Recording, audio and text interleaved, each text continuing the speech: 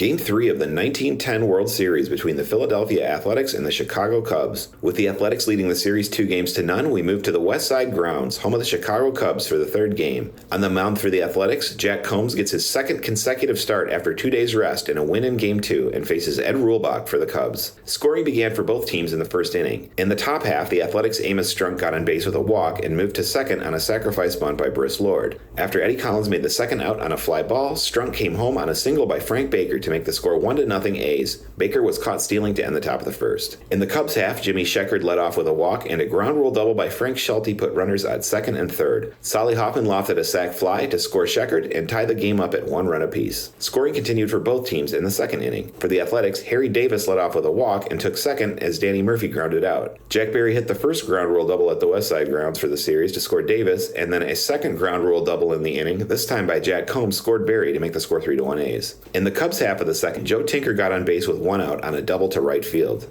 Tinker moved to third when Johnny Kling grounded out. After pitching only 2 innings, Ed Rulebach was pulled for pinch hitter Ginger Beaumont, who played in the very first World Series with the Pittsburgh Pirates in 1903. Beaumont and the next batter, Jimmy Sheckard, drew 2 consecutive walks to load the bases. Wildfire Frank Schulte came through with the third ground rule double of the game to score both Tinker and Beaumont and tie the game up at 3 runs. In the third inning, Harry McIntyre relieved Ed Rulebach on the mound for the Cubs. After getting the first batter out, McIntyre gave up an infield single to Eddie Collins, followed by a triple by Frank Baker to score 1 run. The next batter, Harry Davis, was hit by a pitch, and Danny Murphy then connected for a 3-run home run to put the score at 7-3 Athletics. Apparently the distance of the shot was in question, and Cubs manager Frank Chance was ejected for arguing with the umpire. Chance was replaced at first base by Jimmy Archer, and Jack Feister was brought in to relieve McIntyre after recording only 1 out. Jack Berry continued the rally with another ground rule double, and then scored with some assistance by a throwing error from the Cubs shortstop Joe Tinker on an Ira Thomas ground ball. Jack Combs hit into a double play to end the rally with a score of 8-3 Athletics. Both offenses quieted down until the 7th inning. In the bottom of the 7th, the Athletics made 2 outs on contact before Frank Baker reached safely on an error by third baseman Harry Steinfeld. Harry Davis and Danny Murphy followed with a pair of singles to load the bases. Jack Berry then connected for a single to score Baker and Davis, and the base runners Murphy and Berry ended up at second and third on the throw home.